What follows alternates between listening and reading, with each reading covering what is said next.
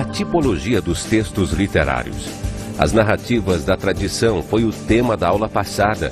Aprendemos o que são as narrativas primordiais. Narrativas primordiais são aquelas que explicam a origem da natureza. Elas contêm uma sabedoria, têm caráter ritualístico, muita repetição e estão sempre falando sobre o comportamento humano e explicando o universo. A professora Marta nos falou sobre as fábulas. As fábulas são narrativas curtas que têm quase sempre a mesma estrutura e têm uma finalidade moralizante, com personagens que podem ser animais, figuras abstratas e o próprio homem. Vimos o que são os mitos e as lendas. Mitos são narrativas primitivas que explicam imaginariamente o científico. Se repetem em todas as culturas e têm alto valor psicológico. Já as lendas têm como base os fatos históricos e fantasiam sobre eles. Boa aula!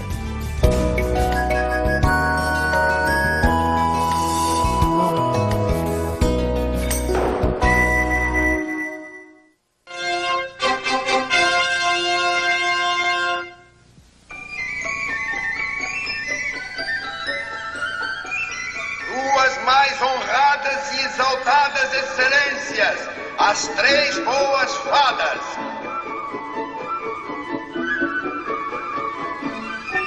Dona Flora, Dona Fauna e Dona Primavera.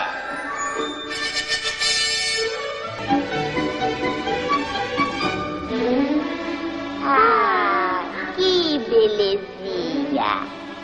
Aliança abençoaremos com um só presente. Nem mais, nem menos.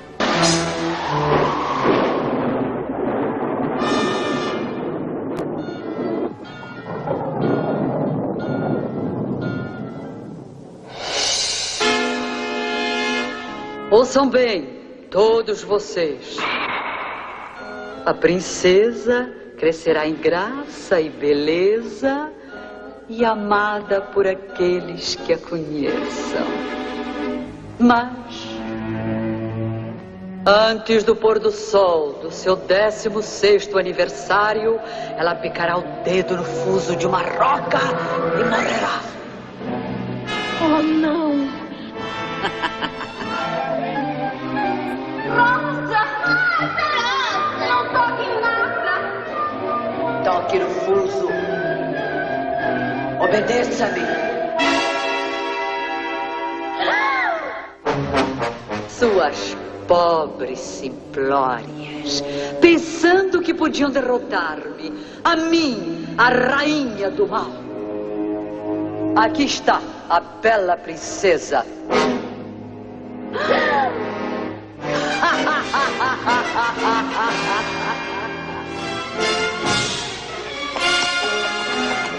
Não, não pode ser!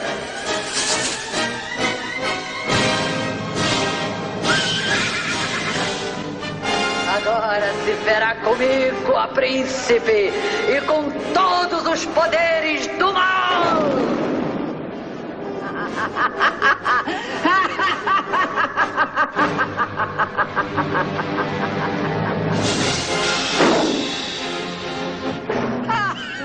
Espada da verdade vá certa ao destino. Que o mal caia e o bem triunfe.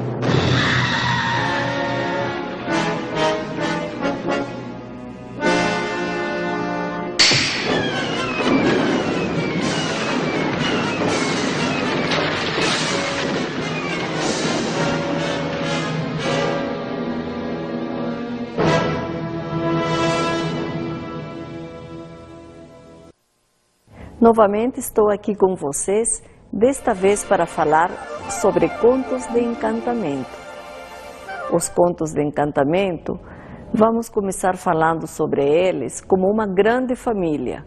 E esse subtítulo que eu estou dando para este começo de conversa sobre sonhos, mitos e contos de fadas. Por que eles habitam a mesma família? Porque o homem milenar, o homem universal, ele transita nas palavras simbólicas. E são as palavras simbólicas que darão consistência, unidade de família para esses 3 elementos que estou trazendo aqui: o sonho, o mito e o conto de fadas. Quem reúne esses 3 elementos de uma maneira bastante singular e até bastante nova é Erich Fromm. Nele que estou apoiando o desenvolvimento desta aula. Um outro elemento importantíssimo nessa grande família é a linguagem simbólica. E nessa linguagem simbólica nós podemos compreender que é uma linguagem ampla, universal, que deveria obedecer a uma sistematização especial para ela tornar-se uma espécie de linguagem quase obrigatória no sentido de recuperar essa milenar linguagem esquecida. E eu digo linguagem esquecida porque é o próprio Erich Fromm que dá título ao livro onde ele trata sobre os sonhos, sobre os mitos, sobre os contos de fadas, recuperando essa linguagem esquecida. Nesse sentido, nós temos 3 elementos importantes permeando o universo da linguagem simbólica, que é o universo pertinente à linguagem literária. Essa linguagem literária, ela está carregada de medos, de desejos, de sonhos, de anseios. É por isso que ela representa esse homem milenar que falei inicialmente. E esse homem milenar nada mais é do que o homem universal. Universal de ontem e universalmente atual. É por isso que existe uma espécie de eternidade de leitura dos contos de fadas. E nessa eternidade, já que eu estou retomando essa questão, eu acho importante colocar que o homem milenar reunia em si diferentes ofícios, que atualmente são separados. O homem milenar, por ter justamente essa linguagem simbólica, por apropriar-se do símbolo como uma linguagem especial, porque era sua linguagem, ele reunia o poeta, o sacerdote, o adivinho, o médico, o curandeiro, enfim. Bem mais tarde, a fragmentação dos ofícios dividiu esse homem, dividiu a sua linguagem também. A linguagem atual bem mais funcional, utilitária, pragmática, está bastante separada dessa linguagem simbólica. Muitas vezes no cotidiano recorremos ao símbolo e a essa linguagem milenar, mas não temos essa consciência, pelo menos não temos a consciência dessa grande unidade e dessa importância que é trazida neste momento, por Erich Fromm principalmente. O que é o símbolo? Se nós procuramos na etimologia grega, nós podemos dividir, fragmentar essa palavra, sim, balém, sim por um lado, balém por outro. Sim, sempre junta os despedaços do universo, da compreensão, ganhando uma unidade. Então o homem, ele compreendendo e restabelecendo o mundo simbólico, através da linguagem, através das palavras, ele também ganha unidade, ele também reconstrói uma série de significados interiores que serão extremamente valiosos e importantes para a compreensão dele mesmo e para a sua relação com o mundo, com o universo. Lembremos que é dessa leitura do universo que o homem milenar, ele permeia o mito. O que é o mito? O mito é um grande relato. E esse grande relato, ele nasce dessa leitura do universo, dessa leitura, dessa necessidade de compreensão do seu mundo. E nós ganhamos, nós leitores, nós ouvintes, ganhamos muito com isso, porque os contos de fadas, os sonhos e o próprio mito trazem para nós muitas histórias que na verdade se desprendem dessa grande leitura milenária e que naturalmente está presente ainda hoje. O mito e o próprio símbolo trazem muitas histórias. Dentre essas histórias, a história do símbolo. Dois amigos se separam. O que fazer diante da separação? Eles quebram uma telha, um pedaço de telha um, outro pedaço de telha outro. Ninguém sabe se eles terão um reencontro, mas o pedaço de telha na mão de um e na mão de outro são algo assim como uma promessa de reencontro. Uma variante dessa telha está nos anéis que nós usamos atualmente. No casamento, o anel na mão da mulher, o anel na mão do homem, o feminino e o masculino, permeando de uma maneira tão densa, tão rica os contos de fadas, meio que restabelecem essa origem antiga do símbolo, daquela telha que falei há pouco. Vocês estão observando como os símbolos permanecem com algumas variantes. Quem sabe daqui a algum tempo não seja o anel.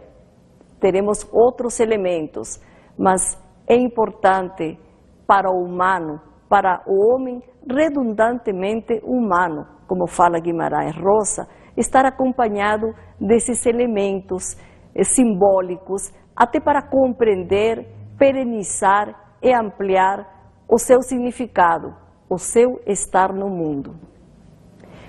E o estar no mundo é pleno de perplexidade.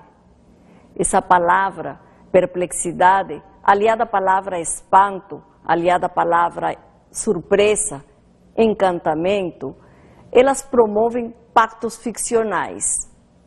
Nós, leitores, ouvintes, acreditamos sim, que por trás de uma pomba há uma princesa e que por trás de um sapo existe um príncipe aguardando algum encontro. É porque nós nascemos dessa fonte milenar. Qualquer explicação seria vã se não existisse esse homem primordial, semeador de mistérios, semeador de perplexidade. É por isso que nós voltamos meio naturalmente para a leitura dos contos de fadas e entramos nesse pacto ficcional. É como se fosse um acordo entre leitor e leitura, entre ouvinte e conto. E permanecemos assim, por muito tempo, encantados também com essas histórias que promovem infinitas metamorfoses. Daí a grande palavra perplexidade que coloquei inicialmente, porque as metamorfoses, elas surpreendem, elas invadem nosso cotidiano. E não é por acaso que Ovídio, o poeta latino, autor das Metamorfoses, ele enumera inúmeras metamorfoses do mundo grego. Ele começa, por exemplo, com uma grande mudança, trazendo para nós dois lados opostos na composição do mundo. De um lado, caos, e do outro lado, cosmos. Que metamorfose mais importante e significativa do que essa? Vejam a relação. Dos 10 pedaços do mundo é construído o mundo. Do caos é construído o cosmos, uma totalidade. Quer dizer, dos fragmentos dispersos por ali, mares, terra, pássaros, peixes, tudo confuso, como a própria palavra caos muito bem a representa, partem para uma constituição, para uma reagrupação singular de elementos constitutivos da palavra cosmos. E não é por acaso que encantamento alia a palavra beleza, estética, porque o cosmos é um grande provedor de cosméticos. É por isso que a literatura, ela prima pelo lado estético, pela beleza. Daí o pacto ficcional com o leitor. É por isso que o leitor fica encantado ouvindo contos de fadas, porque ele é carente e ao mesmo tempo cativo do grande prazer estético que a arte e em especial a literatura oferece. Nada melhor neste momento que ouvir a Cleo, permitindo esse momento extremamente prazeroso de ouvir uma história.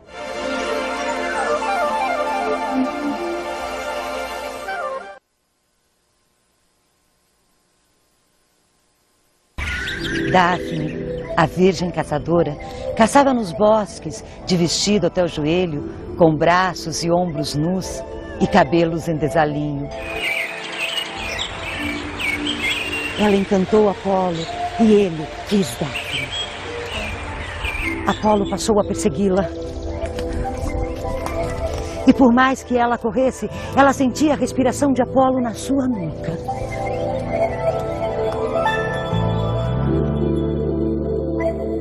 Daphne avistou por entre as árvores o rio, seu pai. Em desespero, a jovem gritou-lhe que viesse em seu auxílio, e no mesmo instante ela sentiu uma espécie de entorpecimento, como se seus pés tivessem enraizado na terra. Sua pele transformava-se em casca de árvore, de todo o seu corpo brotavam galhos e folhas.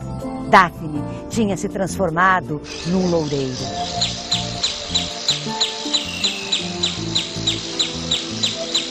Apolo, que tudo presenciou, exclamou: ó mais bela de todas as virgens, estás perdida para mim, mas pelo menos serás a minha árvore a partir de agora, e tuas folhas irão adornar as cabeças de todos os vencedores dos torneios realizados em minha homenagem.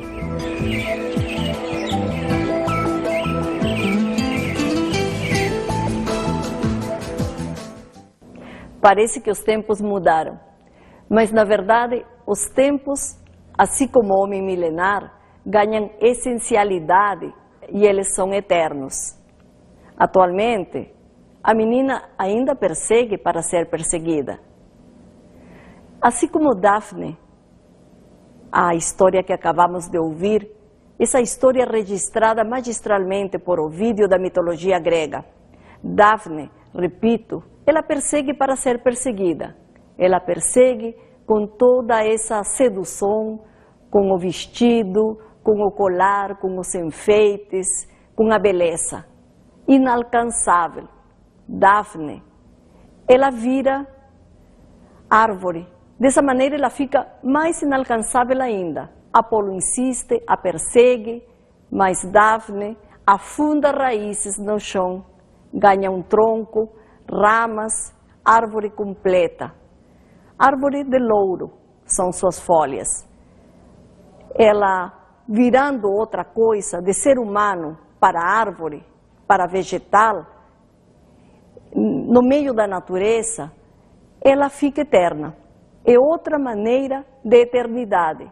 E nesse sentido, os contos de fadas, assim como este que acabamos de relatar, de Daphne, que nasce da mitologia grega, eles têm também uma eternidade. Essa eternidade prevalece na literatura, nos contos de fadas e também em contos atuais, que insistem em resgatar alguns elementos primordiais, fundamentais das relações humanas.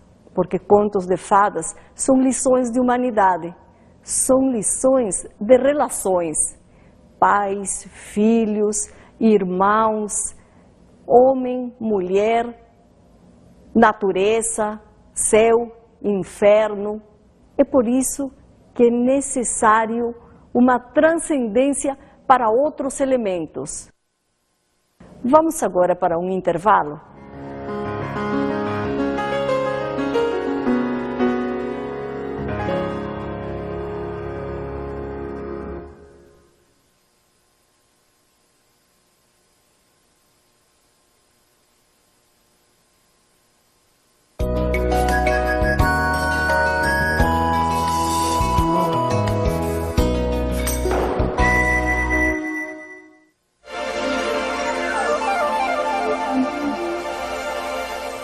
Na linguagem simbólica, tanto o mito, o sonho, como os contos de encantamento invertem a ordem natural do tempo.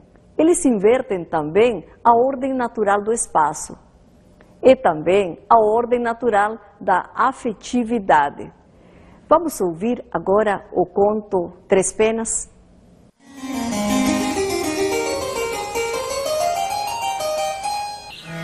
Era uma vez um rei que tinha 3 filhos. 2 deles eram espertos e brilhantes. Mas o terceiro falava pouco, era simplório e simplesmente chamado de bobalhão. Quando o rei ficou velho, fraco e começou a pensar no seu fim, ele não sabia qual dos seus filhos devia herdar o seu reino. Por isso ele disse: Ide-vos em viagem, e aquele que me trouxer o mais belo tapete herdará o reino depois da minha morte. E para que não houvesse discussão entre eles, levou-os para a frente do castelo, soprou para o ar 3 penas, dizendo: Para onde elas voarem, para lá ireis. A primeira caiu à direita, a segunda à esquerda, a terceira caiu em frente, mas não foi muito longe, caindo logo em seguida. Então, um dos irmãos foi para leste, o outro a oeste, e o terceiro, aquele que era chamado de bobalhão, ficou ali mesmo, onde a sua pena havia caído. Mas não havia caminho nenhum em frente. Ele estava lá tristinho, tristinho, chorando, quando de repente percebeu que no chão tinha uma porta de alçapão. Abriu a porta.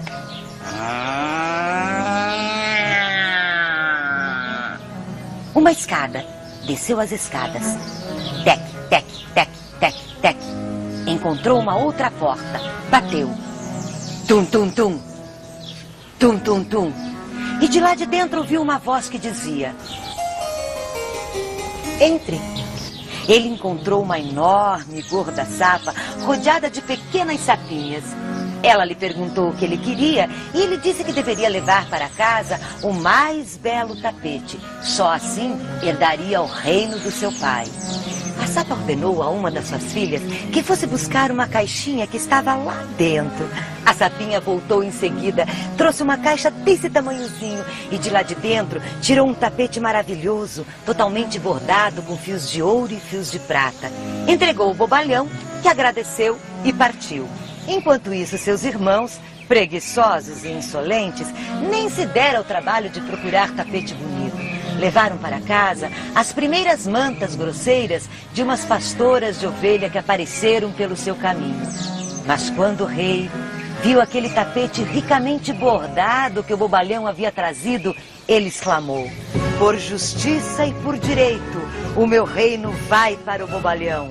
Foi aquela falação. Os irmãos não concordavam que o bobalhão, a quem faltasse principalmente juízo, herdasse o reino.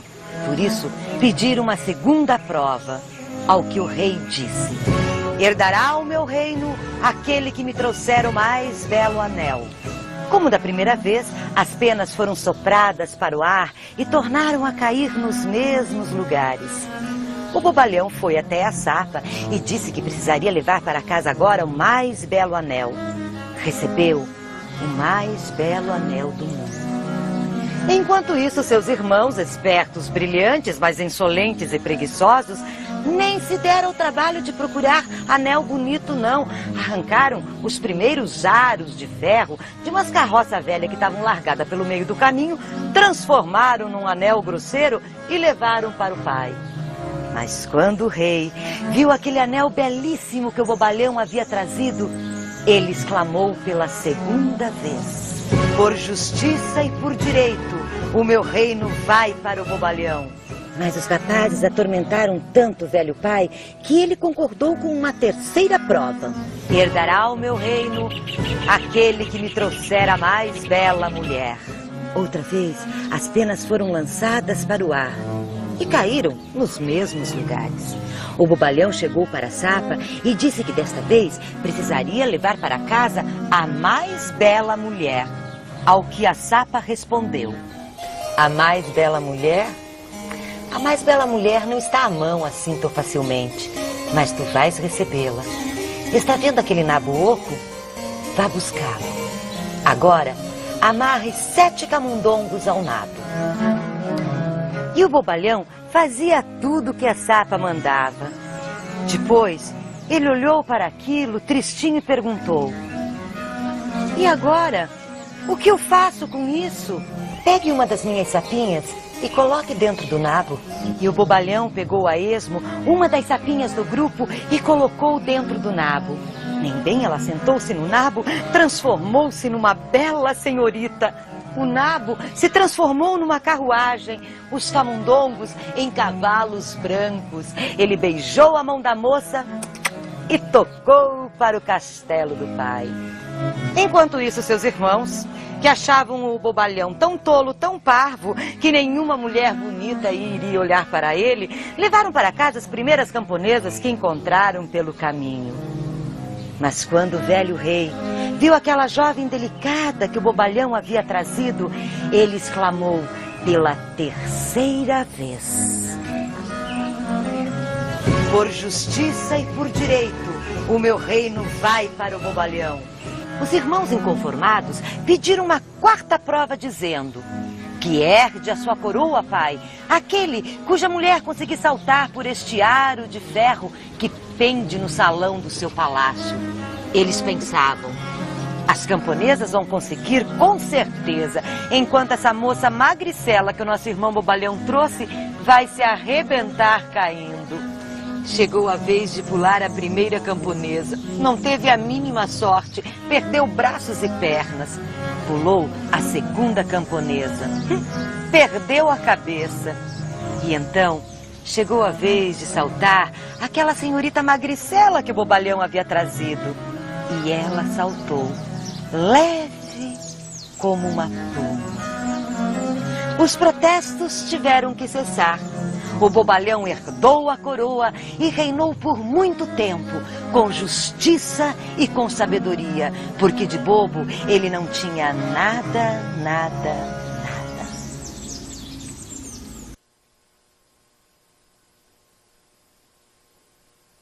nada. Em relação ao tempo, Ítalo Calvino fala da rapidez. E nós vemos isso no conto de fadas, especialmente neste conto de fadas que acabamos de ver, de ouvir. A rapidez no conto, ela pode acontecer em 7 dias uma eternidade, ou então uma eternidade em 7 dias. Da mesma maneira, o espaço, ele é muito rápida a relação de um espaço de montanhas, de rios, para outro de mares. Existe uma inversão e, ao mesmo tempo, uma agilidade de elementos. Tanto o tempo, conforme Ítalo Calvino comenta de uma maneira muito apropriada e até muito insistente, no conto de fadas existe uma inversão de uma agilidade de meses, anos, semanas e as distâncias. Quem diz que o perto é longe e o longe é perto? Na verdade, eles ficam muito misturados, e o leitor sabe acompanhar muito bem essas relações de tempo e de espaço, com essa capacidade e propriedade que ele estabelece nesse pacto ficcional colocado antes.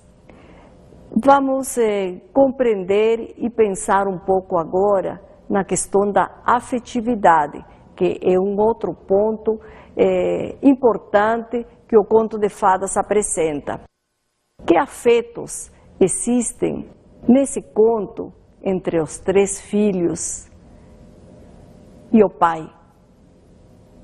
Que filho o pai prefere? Que filho surpreenderá o pai? E qual a relação de afetos entre os 3 irmãos? Como rotular, como encontrar um e outro entre ser inteligente, bobo, entre o feio e o belo. E nesse universo de afetos, quer dizer, nessa relação, que um afeta o outro. Os filhos afetam o pai afeta os filhos, e os irmãos têm essa afetividade entre eles. É por isso que os contos de fadas invertem espaços, tempo e afetos. Momentos ricos e indispensáveis para o leitor pensar. Pensemos então, neste momento, o aporte que a literatura infanto-juvenil precisamente nos contos de fadas, recebe dos grandes mestres da psicanálise. Vamos chamar aqui o aporte de Freud. O aporte de Freud mais significativo para a interpretação e compreensão dos contos de fadas está nos sonhos.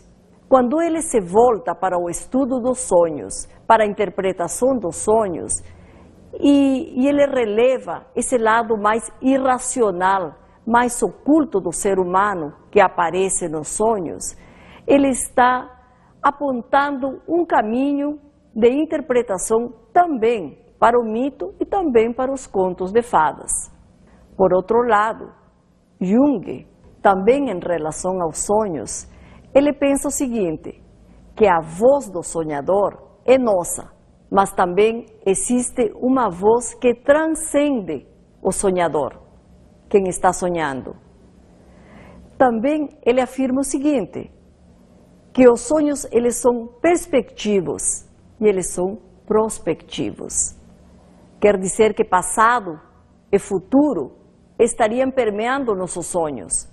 Resgatamos vozes muito antigas, milenares nos sonhos, mas também podemos antecipar algumas situações nos mesmos sonhos. Vejam que há uma diferença ali entre o pensamento de Freud em relação à interpretação dos sonhos e também em relação a Jung, em relação aos mesmos sonhos.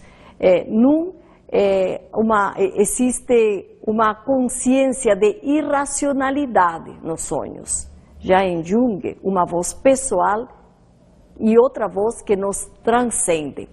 Mas o que diz Erich Fromm em relação a ambos? Erich Fromm, que retoma os dois para estudo sobre o mesmo aspecto, interpretação dos sonhos, ele discorda um pouco de Freud.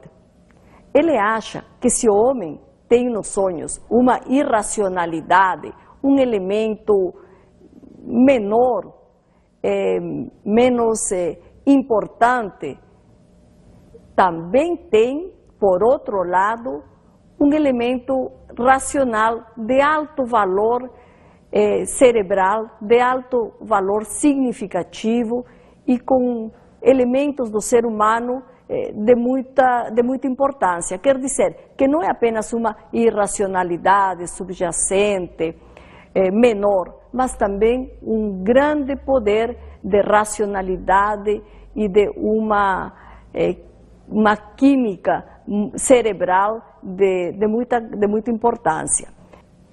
Em relação a Jung, Erich Fromm também toma posição.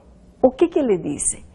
Ele coloca o seguinte, que se bem a voz de nossos sonhos é nossa, ela nos pertence, a voz dos símbolos, ela é muito nossa, existe também a voz alheia, a voz do outro, a voz do cotidiano, mas o efeito dessa voz do outro, ela tem um efeito estupificador. E ainda ele comenta que nós somos, muitas vezes, muito mais dignos e sábios enquanto estamos dormindo. Vamos chamar agora as dicas de estudo.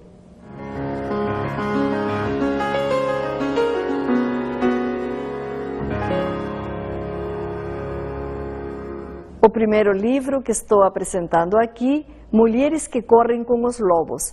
Esse é um livro de Clarissa Pinkola Estés, editora Rocco, e naturalmente recomendo muito a leitura. Outro livro, A Psicanálise dos Contos de Fadas, de Bruno Bettelheim, da editora Paz e Terra. Numa perspectiva freudiana, o livro pode ilustrar muito bem o leitor.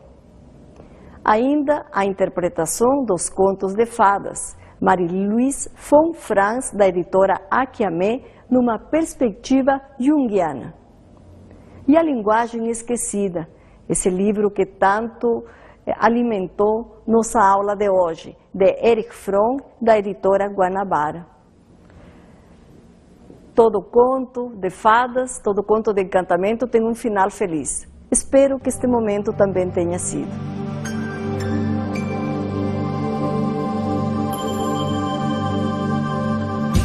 A professora Glória nos falou hoje sobre os contos de encantamento. Vimos o que é o símbolo. Significado essencial que promove a unidade do ser humano. Observamos a linguagem simbólica na leitura dos contos de encantamento. Que, segundo Erich Fromm, deveria ser estudada como se fosse uma nova língua estrangeira.